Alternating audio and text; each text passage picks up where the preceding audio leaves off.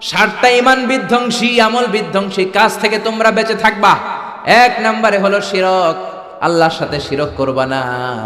2 নম্বরে হলো মাতা পিতার সাথে অবাধ্যতা করা। 3 নম্বরে জাদু দেখানো, জাদু টুনা করা।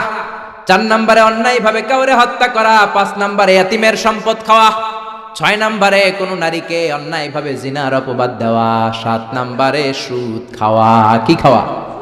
এই 7টা কাজ করলে আপনার ঈমানটাকে ধ্বংস করে দিবে কে? চিল্লায় বলেন কে? এজন্য দুনিয়াতে যারা সুদ খায় তাদের সম্পদে কোনো বরকত নাই, তাদের শুধু রোগ আর রোগ, টেনশন আর টেনশন, আছে না নাই? আবার বিশ্বনবী বললেন যারা সুদ খায় তাদের 3টা শাস্তি। কয়টা? আরো জোরে বলেন কয়টা? 1 নম্বরে কিয়ামতের দিন আল্লাযীনা ইয়াকুলুনার রিবা লা ইয়াকুমুনা ইল্লা কামা ইয়াকুমুল্লাযী ইয়াতাখাব্বাতুহুশ শাইতানু মিনাল মাস। সুদের 1 নাম্বার শাস্তি, কিয়ামতের দিন সুদখোর যখন কবর থেকে উঠবে, রব্বুল আলামিন তাকে জিনে ধরা রোগীর মতো, পাগলের মতো উঠায় দিবে। সুদখোর কবর থেকে উঠে ভূতে ধরা রোগীর মতো, জিনে ধরা রোগীর মতো, পাগলের মতো লাফাতে লাফাতে উঠবে। তারে দেখে কিয়ামতের ময়দানের সবাই বুঝবে লোকটা হলো সুদখোর। কি খোর? আরো জোরে বলেন। এটা হচ্ছে 1 নাম্বার শাস্তি। 2 নাম্বার শাস্তি বিশ্বনবী বললেন, আমি স্বপ্নে দেখলাম কিছু লোকের পেট হচ্ছে বিশাল বড় ঘরের মতো, আর ওই পেটের ভেতরে দেখলাম ভয়ঙ্কর বিষাক্ত সাপ।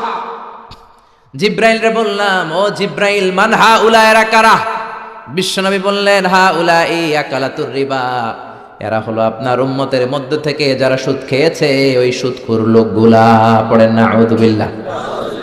3 নাম্বার শাস্তি, বিশ্বনবী বলেন যে রাতে আমাকে মেরাজে নেওয়া হলো, রাআইতু লাইলাতা উসরিয়া বি, মেরাজের রাতে আমি দেখলাম রক্তের একটা নদী, ওই নদীর উপর কিছু লোক সাঁতার কাটে। কিসের নদী? দেখছেন কোনদিন রক্তের নদী? আমরা কোনদিন দেখেছি? রক্তের একটা নদীর ভেতরে কিছু লোক সাঁতার কাটে। সাঁতার কাটতে কাটতে বাঁচার জন্য যখন পারে আসতে চায়, তীরে আসতে চায়, কিছু ফেরেশতারা অনেক বড় বড় পাথরের খণ্ড নিয়ে বসা, তীরের দিকে আসতে চাইলে প্রচন্ড জোরে পাথর নিক্ষেপ করে তার চেহারার দিকে। পাথরের আঘাতে ওই লোকটার চেহারা ছিন্ন বিচ্ছিন্ন হয়ে যায়। লোকটা চিৎকার করতে করতে আবার রক্তের নদীর মাঝখানে চলে যায়। আবার তীরে আসতে চাইলে আবার পাথর আছে না নাই? জোরে বলেন। বিশ্বনবী বললেন, মান হাউলা ইয়া জিবরিল, ও জিব্রাইল, এরা কারা? বিশ্বনবী বললেন, এরা হলো আপনার সুদখোর উম্মত। এরা কারা? এজন্য সুদ খাওয়া যাবে? জোরে বলেন, সুদ খাওয়া যাবে? খবরদার, সুদ খাওয়া যাবে না। সুদের বিপরীতে আমরা ব্যবসা করব। ব্যবসায় বরকত দিয়েছে কে? বিশ্বনবী বললেন, রিজিককে আল্লাহ 10 ভাগ করেছেন, তার 1 ভাগ দিয়েছেন পৃথিবীর অন্যান্য পেশার ভেতরে, আর 9 ভাগ দিয়ে দিয়েছেন ব্যবসার ভেতরে। সুবহানাল্লাহ। রিজিকের 9 ভাগ থাকে ব্যবসার ভেতরে, এজন্য সুদ খাওয়া যাবে না। সুদের সাথে ইসলামের কোনো সম্পর্ক। আমরা ব্যবসা করব। আপনি মুশারাকা সিস্টেমে, মুদারাবা সিস্টেমে, আপনি মুরাবাহা সিস্টেমে ব্যবসা করেন, ওই ব্যবসায় বরকত দিবে কে? জোরে বলেন কে? সুদ হারাম এই কারণে, কারণ টাকার ভেতর থেকে টাকা আসে না। আপনি 1 লক্ষ টাকার একটা বান্ডিল আপনার আলমারির ভেতরে আজকে রাখলেন, 1 বছর পরে খোলার পরে এটা কি 1,10,000 টাকা হবে? 1,05,000, 1,02,000, 1,10 টাকা, 1,05 টাকা, 1,01 টাকা, 1 টাকাও পারবে না। কত থাকবে? 1 লাখই থাকবে। কারণ টাকার ভেতর থেকে টাকা আসে না। টাকার ভেতর থেকে টাকা আসে যখন ওই টাকার সাথে শ্রম যুক্ত হয়, যখন টাকার সাথে কষ্ট যুক্ত হয়, যখন টাকার সাথে মেধা যুক্ত হয়। ঠিক কিনা? তো আপনি টাকা দিয়ে কেমন করে টাকার ভেতর থেকে টাকা নেন? এটা হারাম। হয়তো আপনাকে ব্যবসায় অংশগ্রহণ করতে হবে, লাভ লস দুইটাতে অংশগ্রহণ করতে হবে, রিস্কও থাকবে। আপনি ব্যবসায় টাকা দিয়ে শুধু লাভ নিলেন, লস নিলেন না, এটাই সুদ। ঠিক কিনা? আপনার লাভও নিতে হবে, লস নিতে হবে, ঝুঁকিও নিতে হবে। এইটার নাম হলো ব্যবসা। হয় আপনি ব্যবসা করবেন, তা না হলে আপনি কর্জে হাসানা দিবেন। কি দিবেন? কর্জে হাসানা দিলে ওই ব্যক্তির মর্যাদা বাড়িয়ে দেয় কে? চিল্লায় বলেন কে? 3 সিস্টেমে ব্যবসা করবেন। কয় সিস্টেমে? সবাই বলেন, আরো জোরে বলেন। 1 নাম্বার হচ্ছে মুশারাকা সিস্টেম। মুশারাকা, পার্টনারশিপ। আমি আপনি শেয়ার, 3-4 জন মিলে শেয়ার, আমার টাকা আপনার টাকা, আর দুজনে মিলে ব্যবসা করব। আমার যদি ধরেন 4 লক্ষ টাকা হয়, আপনার যদি 6 লক্ষ টাকা হয়, তাহলে যেই লাভ হবে তার 60% নেবেন আপনি, 40% নেব আমি। লসও যদি হয় 60% আপনার উপর, 40% আমার উপর। এই ব্যবসাকে বৈধ করেছে কে? আল্লাহ। আরো জোরে বলেন না। দুই নম্বরে হচ্ছে আল মুদারাবা। মুদারাবা অবৈধ। মুদারাবা মানে হচ্ছে আপনার টাকা আমার শ্রম। আল্লাহ আমারে কোনো টাকা দেয় না, আমি মিসকিন, আমি ফকির, আমি দেব শ্রম, আপনি দিবেন টাকা। কত পার্সেন্ট লাভ হলে কে কতটা নিব এটা আমরা ভাগ করে নিব, কিন্তু লস হলে আমার কোনো লস নাই, কারণ আমার শ্রম আপনার টাকা, আমি যে খাটছি এটাই তো আমার লস, ঠিক কিনা? কথা বলেন। আর টাকা যেহেতু আপনার, পুরো লস নেবেন আপনি। এই সিস্টেমও ব্যবসা যায়। তিন নাম্বার হচ্ছে আল মুরাবাহা। বুঝার চেষ্টা করেন, আমার ঘরে ফ্রিজ নাই, ফ্রিজের দাম 1 লক্ষ টাকা। কয় লাখ টাকা? আপনি আমারে বাজার থেকে 1 লক্ষ টাকা দিয়ে একটা ফ্রিজ কিনে আমার কাছে 1,20,000 টাকা বিক্রি করবেন। এটা আমি কিস্তিতে দিব আপনারে, 6 মাসের কিস্তিতে দিব। আপনার লাভ হচ্ছে আপনি 1 লক্ষ টাকা দিয়ে কিনে 1,20,000 বিক্রি করছেন, 20,000 লাভ। আর আমার লাভ হচ্ছে আমার কাছে কোনো টাকা নাই, আমি ফ্রিজের মালিক হয়ে গেলাম, কিস্তিতে দিয়ে 6 মাস পরে আমি টাকাও পূর্ণ করে দিলাম। এটাকে বলে মুরাবাহা। শাহজালাল ইসলামী ব্যাংক, আল রাফা ইসলামী bank, Bangladesh Islamic bank limited, এই তিনটার সিস্টেমে আপনাদের সাথে বিজনেস করে। আল মুদারাবা, আল মুশারাকা, আল মুরাবাহা, যেই সিস্টেমে আপনি করেন না কেন এগুলোর কবুল করে নিবে কে? আল্লাহ। কিন্তু এগুলো না করে 100 টাকার বান্ডিল দিয়ে বললেন এই নাও 100 টাকার বান্ডিল, এখানে 10,000 টাকা আছে, সুদে লাগালাম, মাসে দিবা 1,000। কয় হাজার?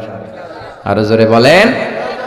এখন মাস শেষে 1,000 দিতে পারে না, ওইটার উপর আবার বাড়তে শুরু করলো। আল্লাহ বলে লা তাকুলু আর রিবা আদাআফাম মুদাআফা, খবরদার চক্রবৃদ্ধি হারে সুদ খেও না, মাহাজনী সুদ খেও না। কার কথা? আরো জোরে বলেন, কথাটা কার? মাহাজনী সুদ খাওয়া যাবে না, চক্রবৃদ্ধি হারে সুদ খাওয়া যাবে না। তাহলে ব্যাংকের সুদ খাওয়া তো যাবে না? ব্যাংকের সুদ খাওয়া যাবে না। ব্যাংকের সুদও হারাম, আর চক্রবৃদ্ধি হারে মাহাজনী সুদ, এটা অনেক ভয়ঙ্কর হারাম। গ্রামে গঞ্জে এরকম আছে না নাই? 10,000 টাকায় মাসে 1,000 টাকা সুদ। কথা কন, কথা কন, কথা কন। আছে। এখন দিতে পারে না, সুদ আবার বেড়ে যায়। এখন 2,000 হয়ে গেছে, এরপরের মাসেও দিতে পারে না, 3,000 হয়ে যায়। এরপরে কে আসলটা দেয়া লাগবে না, তুই সুদ চালা। কি চালা? সুদ চালাইতে চালাইতে বাড়ি নাই, ভিটা নাই, জমি নাই, টিউবওয়েল নাই, পরনের লুঙ্গিও নাই। আছে না নাই? এটার বলে মহাজনী সুদ, এটার বলে চক্রবৃদ্ধি হারে সুদ। এই সুদ খাওয়া যাবে না। এজন্য সুদ আপনি খেলে এই সুদের এই সম্পদের ভেতরে কোনো বরকত নাই, এটাকে ধ্বংস করে দিবে কে? চিল্লায় বলেন কে? এজন্য আপনি ব্যবসা করবেন। আল্লাহ বললেন হাল্লাল্লাহুল বাইআ ওয়া হারামার রিবা, আমি আল্লাহ ব্যবসাকে তোমাদের জন্য হালাল করলাম, সুদকে করলাম হারাম। এখন আমরা সুদ খাবো না ব্যবসা করব? জোরে বলেন, সুদ না ব্যবসা? ব্যবসার সিস্টেম হচ্ছে আপনাকে লাভ লস দুইটাতে অংশগ্রহণ করতে হবে। আপনি যদি বলেন না আমি শুধু লাভ নিব, লস নিব না, এটা ব্যবসা হবে? এটা সুদ হবে। এটা কি হবে? চিল্লায় বলেন কি হবে? এরপর ইসলাম বলে লা মাইসার, কোনো জুয়া চুরি থাকবে না। বিজনেসের মধ্যে জুয়া চুরি নাই, মানে লটারি নাই। কিন্তু বাংলাদেশের লটারি সিস্টেম আছে না নাই? 10 টাকায় 40 লক্ষ টাকা আছে না নাই? এটা সরাসরি জুয়া চুরি, এটার সাথে ইসলামের কোনো সম্পর্ক। এর কারণ হচ্ছে আমরা 10 টাকা দিয়ে লটারি কিনি, পাই এরকম একটা কাগজ, এই লটারির একটা নাম্বার থাকে এখানে, ঠিক কিনা? আর লেখা আছে 10 টাকায় প্রথম পুরস্কার 40 লক্ষ টাকা। লক্ষ লক্ষ মানুষ 10 টাকা দিয়ে এটা কিনে। কেনার পর যেদিন ড্র হবে, রাফেল ড্র, একজন পায় 40 লাখ, আরেকজন পায় 30 লাখ, আরেকজন পায় 20 লাখ, আরেকজন 10 লাখ, পঞ্চম পুরস্কার পায় 1 লাখ, আর লক্ষ লক্ষ মানুষ এই কাগজ পানিতে ভিজায় খায়। সিল্লাইকন ঠিক কিনা? এটার নাম হচ্ছে জুয়া চুরি, এটা জায়েজ নাই। কিন্তু এই লটারির কাগজের সাথে যদি আপনার একটা কলম দিয়ে দেয়, এটাকে জায়েজ করার সিস্টেম আছে। এই 10 টাকার লটারির, যখন আপনি লটারিটা কিনবেন, আপনাকে যদি একটা কলম দিয়ে দেয়, তাহলে কেমন যেন আপনি 10 টাকা দিয়ে একটা কলম কিনলেন। এটা ব্যবসা, এটা হচ্ছে ব্যবসার সুরা, এটা জায়েজ আছে না নাই? তার মানে লক্ষ লক্ষ মানুষ যখন লটারি কিনলো, সাথে পেলে একটা কলম, এরপরে ড্র হওয়ার পরে একজন পাবে 40 লাখ, আরেকজন 30 লাখ, একজন 20 লাখ, আরেকজন 10 লাখ, আর লক্ষ লক্ষ সবাই পাইছে একটা করে কলম। তার মানে আমরা সবাই কিছু না কিছু পাইছি। চিল্লায় এখন ঠিক কিনা? এই সিস্টেমে যদি করেন তাহলে এটার বৈধ করে দিবে কে? ইসলাম চায় না যে রাস্তার এক পাশে 5 তলা, আরেক পাশে থাকবে গাছতলা। চিল্লায় এখন ঠিক কিনা?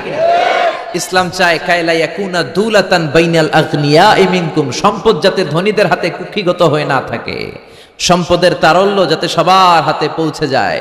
এজন্য ইসলাম সুদকে করেছে হারাম, আর ব্যবসাকে করেছে হালাল। চিল্লায় পড়েন আল্লাহু আকবার।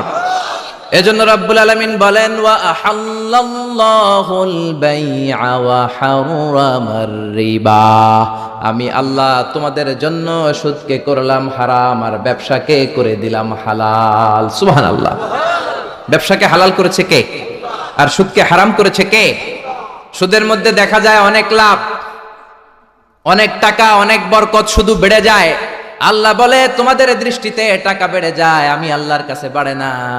আর তোমরা যখন যাকাত দাও, দান করো, তোমাদের দৃষ্টিতে দেখা যায় টাকা কমে যায়, কিন্তু আমি আল্লাহর কাছে টাকা কমে না। সুবহানাল্লাহ। এজন্য সুদকে আল্লাহ নিশ্চিহ্ন করে দিবেন। ইয়ামহাকুল্লাহ ওয়া ইউরবিস সাদাকাত। আল্লাহ বলে আমি সুদকে নিশ্চিহ্ন করে দেব, সুদকে আমি ধ্বংস করে দেব, সুদের ভেতরে কোনো বরকত দেব না। আর ব্যবসা করলে সামান্য ব্যবসার ভেতরে বরকত ঢুকিয়ে দিবে কে? আরো জোরে বলেন কে? বিশ্বনবী সুদখোরদের উপর লানত দিয়েছে। কি দিয়েছে? লাআনা রাসূলুল্লাহ আকিলার রিবা ওয়া মুকিলাহু ওয়া কাতিবাহু ওয়া শাহিদাইহি। যারা সুদ খায়, যারা সুদ দেয়, যারা সুদের দলিল লেখক, যারা সুদের সাক্ষী থাকে, সবার উপরে বিশ্বনবী লানত দিয়েছেন। জোরে পড়েন নাউযুবিল্লাহ। এজন্য খবরদার, সুদের সাথে মুসলমানদের কোনো সম্পর্ক। বিশ্বনবী বলেছেন আর রিবা সালাসুম ওয়া সাবউনা বাবান, সুদের রয়েছে 73টা গুনাহ। কয়টা গুনাহ? আরো জোরে বলেন কয়টা? সুদের মধ্যে 73টা গুনাহ। আইসারুহা আইয়ান কাহার রাজুল উম্মা, 73টা গুনার মধ্যে সবচাইতে ছোট্ট গুনাহ হলো নিজের মায়ের সাথে জিনা করা। 73টা গুনাহ, আর সবচেয়ে ছোট গুনাহ হচ্ছে আইয়ান কাহার রাজুল উম্মা, ব্যক্তি তার মায়ের সাথে জিনা করবে। এটা যদি সবচেয়ে ছোট গুনাহ হয়, তাহলে বড় গুনার অবস্থা কি? বড় গুনাহটা কি জানার দরকার আছে না নাই? আল্লাহ সেটাও বলে দিলেন ফাআযানু বিহারবিম মিনাল্লাহি ওয়া রাসূলিহি। সুদের সবচেয়ে ছোট গুনাহ মায়ের সাথে জিনা করা, আর সুদের সবচেয়ে বড় গুনাহ আল্লাহর সাথে যুদ্ধ করা।